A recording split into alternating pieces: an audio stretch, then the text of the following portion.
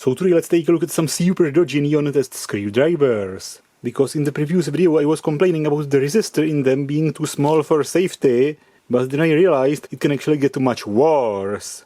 Shortly after that video I came across these ones, and let's actually test it before I open it. And of course you see nothing under the studio lights, so let's test it in a dim light. And when I touch this, you can see the neon lamp in it. And of course doing this is bloody dodgy, but I do it so you don't have to. And there is another, which is probably not much better. I haven't opened this one yet. It's working, but we will open it and see. Let's open the small one first, because it's much easier. This just screws in and the internals come out.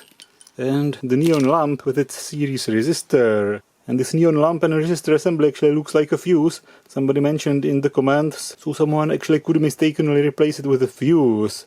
And let's take a look at the resistor in it. This is the resistor I was complaining about being too small, but I didn't realize it can actually get much worse. This is the tiny resistor in the new one,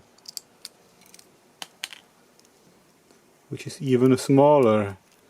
The neon lamp is completely different and bigger. It has much thinner electrodes, which probably makes it easier to see the discharge when you're looking from this direction. This one has thicker electrodes, and from this direction the discharge between the electrodes might be poorly visible.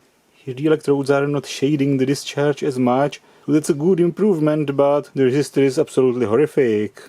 Not sure why the lamp is so long. There's basically a lot of empty space in it, but now let's take a look at the resistor.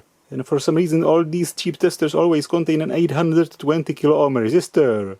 You're probably just copying one from another. This one has a color marking on it. This one doesn't even have any, but let's measure it. It says 785 kilo ohms, but it can be a standard 820 kilo ohm resistor with a lot of tolerance.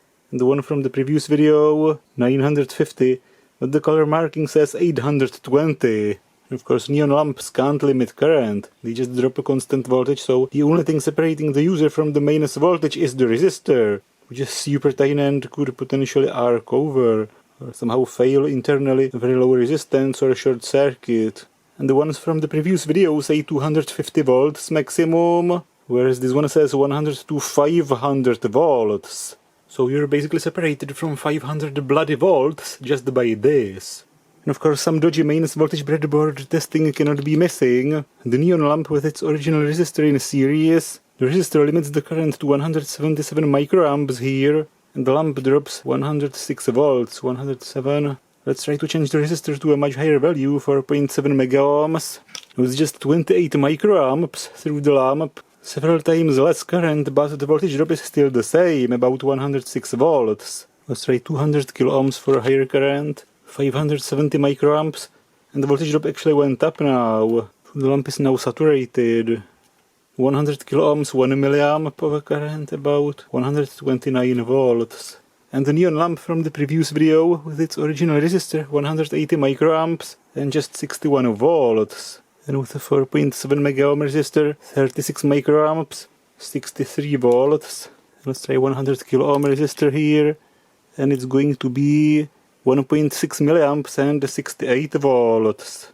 And a 200 kilo ohm resistor. And of course don't do this at home. 800 something microamps and 66 volts.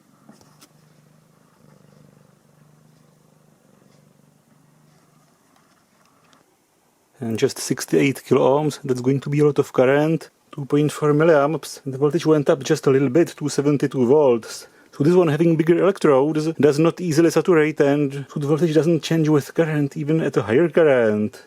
Whereas the lamp with super thin electrodes at a higher current drops more voltage because it's saturated already. There's not enough surface area on the electrodes to pass more current and to keep the voltage down. But I still don't think this weird neon lamp would limit current itself. Let's give it a very low resistance resistor, just 2.7 kilo ohms. And I know everybody's asking, just connect it directly to mains. This might blow up. It's super bright. 30 milliamps, 140 volts. And it's actually burning. Actually reducing its voltage drop to just 50 volts. 60 milliamps, 55 volts voltage drop. So the rest of the voltage would be on the user if the small resistor failed. The neon lamp produced this weird mirror on it, on the top of it. back to 200 kilo ohms, and well, it still works, half a milliamp, but its voltage drop is higher, 130 volts. But the conclusion is, it does not limit the current. It actually increases its voltage drop with more current, but at a very high current, the voltage drop goes down.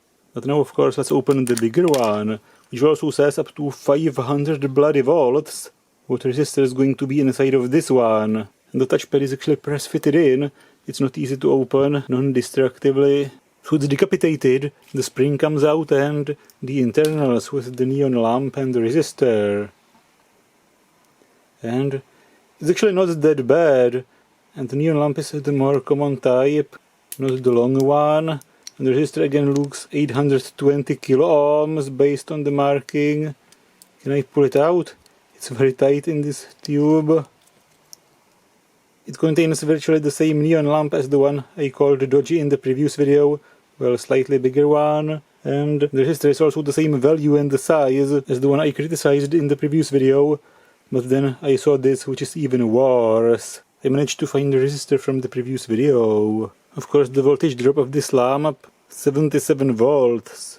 I should of course show the detail of its labels, and this is interesting. You're supposed to use safety glasses when using it. Is it supposed to blow up in your face? Surprisingly, this resistor is kind of accurate in comparison to the other ones, and there's a link in the description if you wanted this multimeter. The resistor in it is quite tiny, given it's the only thing separating the user from a lethal voltage, especially when it says 500 volts, not just 250. So the conclusion is...